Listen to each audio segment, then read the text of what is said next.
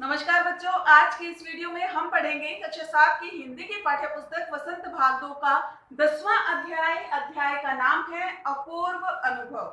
अध्याय का नाम क्या है बच्चों? अपूर्व अनुभव। ऐसा अनुभव जो पहले कभी नहीं हुआ। ठीक है। और यह एक संस्मरण विधा की रचना है और लिखा किसने है बच्चों? लेखक कौन है? तेत्सुको कुरियानागी, जो कि एक जापानी भाषा के लेखक है, लेखिका है मतलब। और अनुवाद किया है पूर्वा याज्ञिक कुशवाहा ने। बच्चों, ये जो संस्मरण है ये दो बच्चों पर आधारित है, एक लड़की और एक लड़का। लड़की का नाम है तोतो चान और लड़के का नाम क्या है? यासुकी चान। यासुकी चान जो है वह एक विकलांग बालक है, वह चल नहीं सकता और ना ही कोई पेड़ वगैरह पे चढ़ सकता है। लेकिन जो तोतो चान है वह एक लड़की है और जापान का एक शहर है, नाम आएगा अध्याय में, तोमोए। जापान का एक शहर है तोमोए। तोमोए जो शहर है वहां पे ऐसी प्रथा है कि प्रत्येक बच्चे का अपना एक पेड़ होता है, वह उस पेड़ को अपनी संपत्ति समझता है और वह उस पेड़ पे चढ़ सकता है। अगर किसी दूसरे बच्चे को उस पेड़ पे चढ़ना है तो पहले परमिशन लेनी पड़ती है जिसका वह पेड़ है। तो तोतो चान की एक दिन इच्छा होती है कि मैं अपने फ्रेंड को, अपने मित्र को, यासुकी चान को अपने पेड़ पर चढ़ाऊं। क्यों? चूंकि वह चल नहीं सकता तो वह पेड़ पे कैसे चढ़ेगा। लेकिन फिर भी तोतो चान कहती है कि मेरी दिली इच्छा है, ये तमन्ना है कि मैं उसको अपने पेड़ पर चढ़ाऊं। एक दिन वह अपनी मम्मा को कह के जाती है कि मैं मेरे मित्र से मिलने जा रही हूँ यासुकी चान से। और जाती कहाँ है वो जाती है यासुकी चान को पेड़ पर चढ़ाने के लिए। तो वह उसको लेकर के आती है और चढ़ाने की कोशिश करती है, पहले सीढ़ी से चढ़ाने की, लेकिन ये चढ़ नहीं पाता है। फिर तिपाई के माध्यम से चढ़ाती है और जैसे तैसे वो उसको आखिर चढ़ा ही लेती है और दोनों बैठ करके यहाँ पे अपने गप्पे लड़ाते हैं और दुनिया को देखते हैं कि ऊपर से जो है दुनिया कैसी नजर आती है। और जो इन दोनों बच्चों को उस समय जो अनुभव प्राप्त होता है, जो अपूर्व अनुभव होता है, इन दोनों बच्चों का अलग अलग अनुभव है। कुछ बातें ये बताती है तोतो चान, कुछ बातें यासुकी बताता है। तो उसी अनुभवों के बारे में इस अध्याय में चर्चा की गई है। तो आइए पढ़ते हैं अध्याय अपूर्व अनुभव को। सभागार में शिविर लगने के 2 दिन बाद तोतो चान के लिए एक बड़ा साहस करने का दिन था। इस दिन उसे यासुकी चान से मिलना था। इस भेद का पता न तो तोतो चान के माता पिता को था और न ही यासुकी चान के। मतलब जो तोतो चान है वह अपने मित्र को पेड़ पर चढ़ाने के लिए आमंत्रित करने जा रही है, तो ना तो तोतो चान के माता पिता को था और ना ही यासुकी चान के माता पिता को था। उसने यासुकी चान को अपने पेड़ तोतो चान ने क्या किया बच्चों? यासुकी चान को अपने पेड़ पर चढ़ने का न्योता दिया। तोमोए में हर एक बच्चा बाग के एक एक पेड़ को अपने खुद के चढ़ने का पेड़ मानता था। जैसा कि मैंने पहले ही बताया, खुद के चढ़ने का पेड़ मानता था, खुद की प्रॉपर्टी मानता था। तोतो चान का पेड़ मैदान के बाहरी हिस्से में गुहोन बुत्सु जाने वाली सड़क के पास था। कहाँ पे था तोतो चान का पेड़? गुहोन बुत्सु जाने वाली सड़क के पास। बड़ा सा पेड़ था उसका, चढ़ने जाओ तो पैर फिसल फिसल जाते, पर ठीक से चढ़ने पर जमीन से कोई 6 फुट की ऊंचाई पर द्विशाखा पर पहुंचा जा सकता था।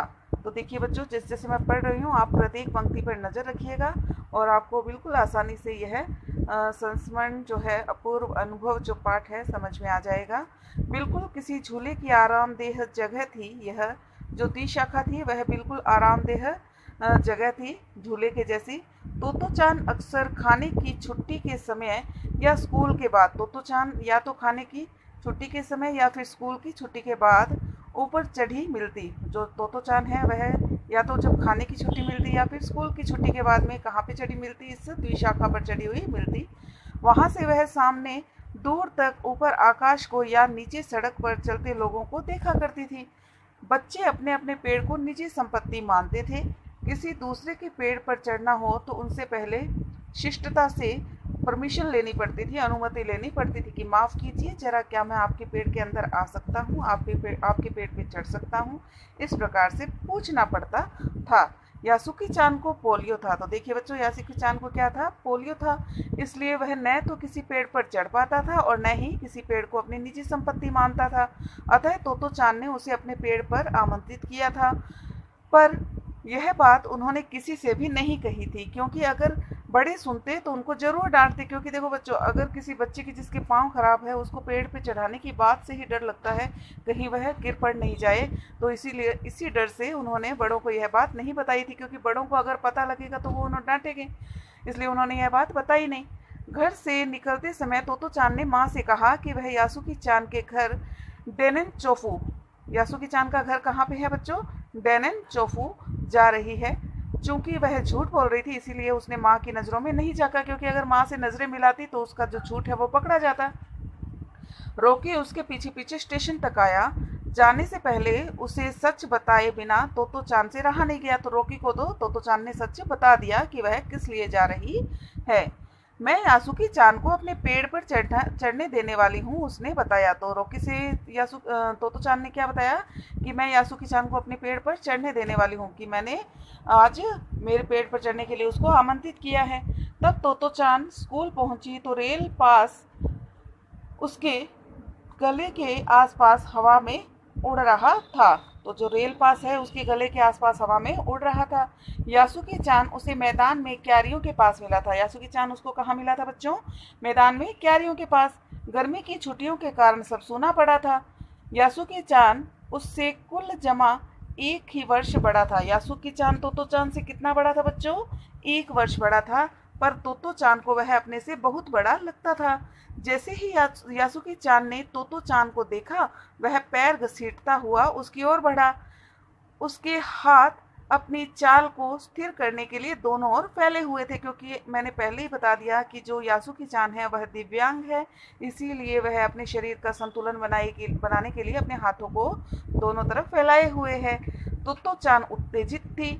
वे दोनों आज कुछ ऐसा करने वाले थे जिसका भेद किसी को भी पता नहीं था। वह उल्लास में ठिठियाकर हंसने लगी। ठिठियाकर मतलब ठीठी करके हंसना। यासुकी चान भी हंसने लगा। तोतो चान यासुकी चान को अपने पेड़ की ओर ले गई और उसके बाद वह तुरंत चौकीदार की छप्पर की ओर भागी। मतलब वह अपने पेड़ की ओर ले गई पहले तो यासुकी चान को, और फिर अपने चौकीदार के छप्पर की ओर भागी, जैसा उसने रात को ही तय कर लिया था। वहां पर एक सीढ़ी घसीटती हुई लेके आई। तो वहां से जो है तोतो चान क्या लेके आई बच्चों, एक सीढ़ी घसीटती हुई लेके आई, एक सोपान सीढ़ी, ठीक है।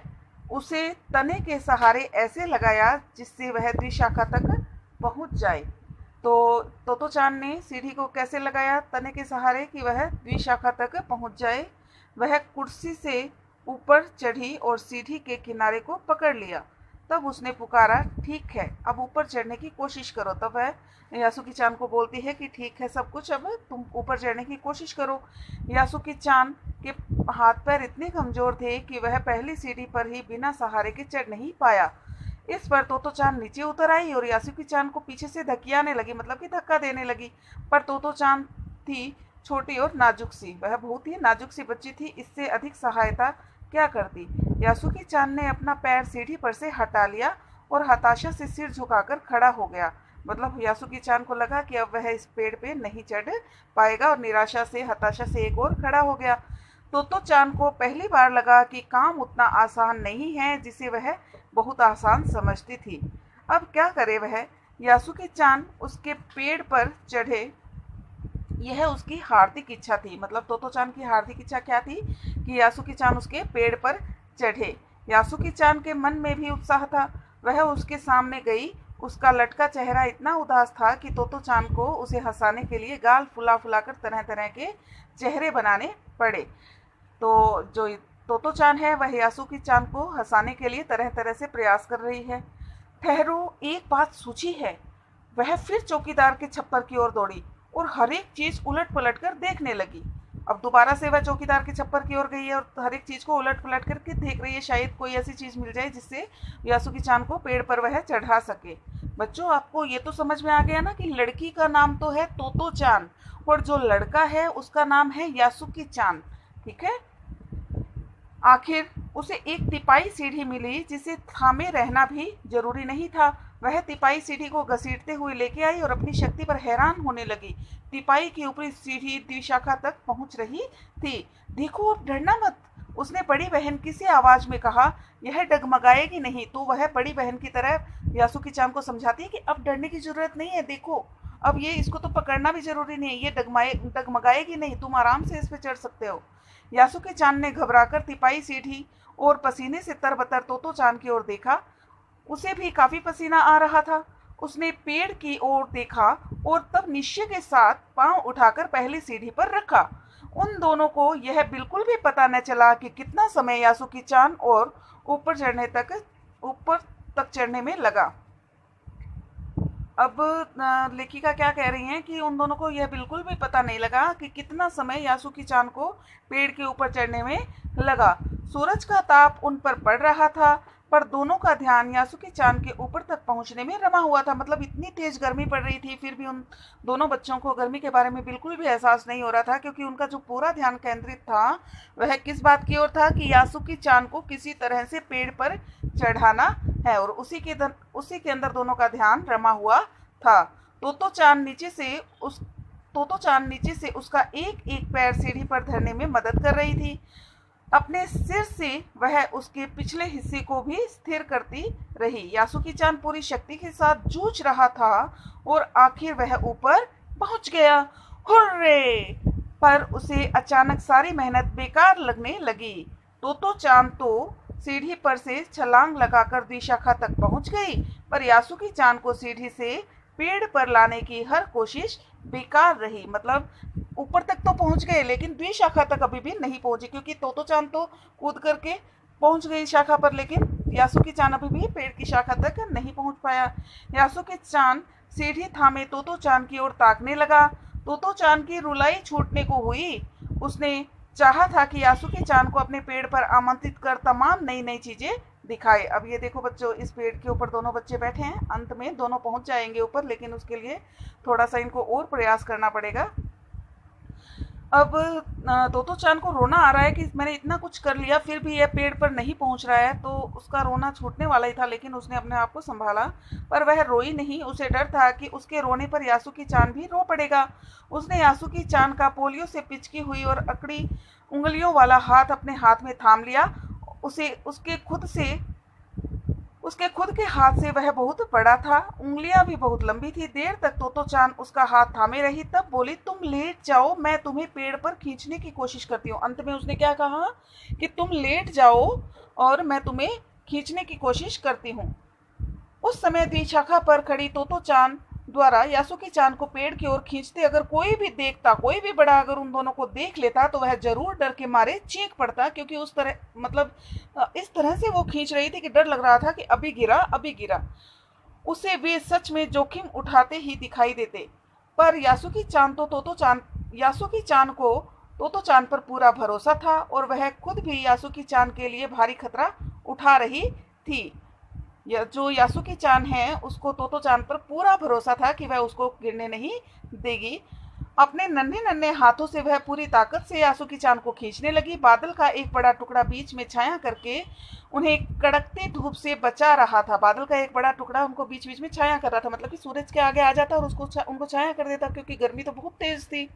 काफी मेहनत के बाद दोनों आमने सामने पेड़ की दी शाखा पर थे। बहुत मेहनत के बाद में दोनों आमने सामने पेड़ की दी शाखा पर पहुंच गए थे। देखिए बच्चों, इस तरह से ये दोनों पहुंच गए हैं। पसीने से तरबतर अपने बालों को चेहरे पर से हटाते हुए तोतो चान ने सम्मान से झुककर कहा, मेरे पेड़ पर तुम्हारा स्वागत है। तो तोतो चान ने क्या कहा, मेरे पेड़ पर तुम्हारा स्वागत है। किससे कहा? यासुकी चान से। यासुकी चान कौन है बच्चों? लड़का है जिसका पैर खराब है ना। यासुकी चान डाल के सहारे खड़ा था। कुछ झिझकता हुआ वह मुस्कुराया। तब उसने पूछा, क्या मैं अंदर आ सकता हूँ?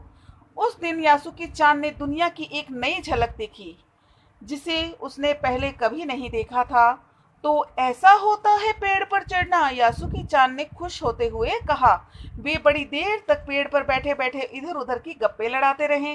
तो फिर देखिए आगे क्या बात करते हैं दोनों बच्चे। मेरी बहन अमेरिका में है, उसने बताया है कि वहां पे एक ऐसी चीज है टेलीविजन, जिसमें सब कुछ दिखाई देता है।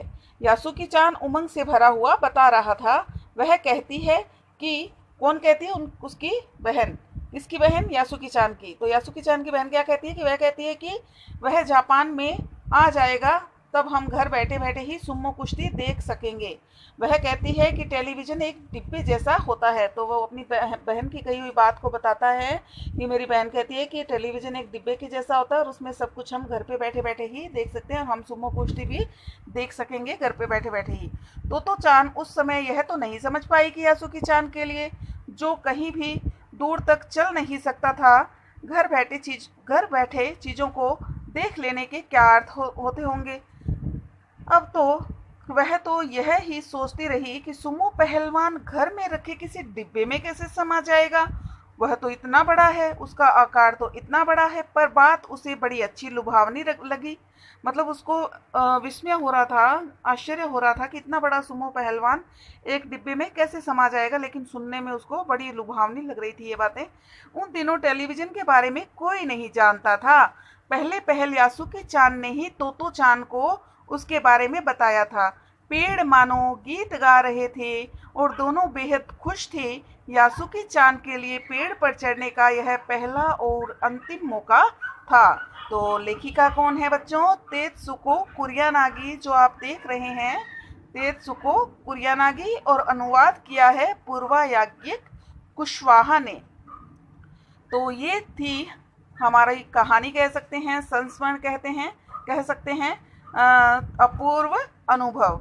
अब देखते हैं कि इसके सार रूप में लेखक ने क्या लिखा है। तोतो चान विश्व साहित्य की एक अमूल्य निधि है। तो तोतो चान जो है बच्चों, विश्व साहित्य की एक अमूल्य निधि है। पूरे विश्व में इसको पढ़ा जाता है, जो मूलतः जापानी भाषा में लिखी गई है। इसका अनुवाद विश्व की कई भाषाओं में हुआ है। यह एक ऐसी अद्भुत पाठशाला और उसमें पढ़ने वाले बच्चों की कहानी है जिनके लिए रेल के डिब्बे कक्षाएं थी, गहरी जड़ों वाली पेड़ पाठशाला का गेट, शाखा बच्चों के पढ़ने के या खेलने के कोने। इस अनोखे स्कूल के संस्थापक थे, कौन थे बच्चों? श्री कोबायाशी।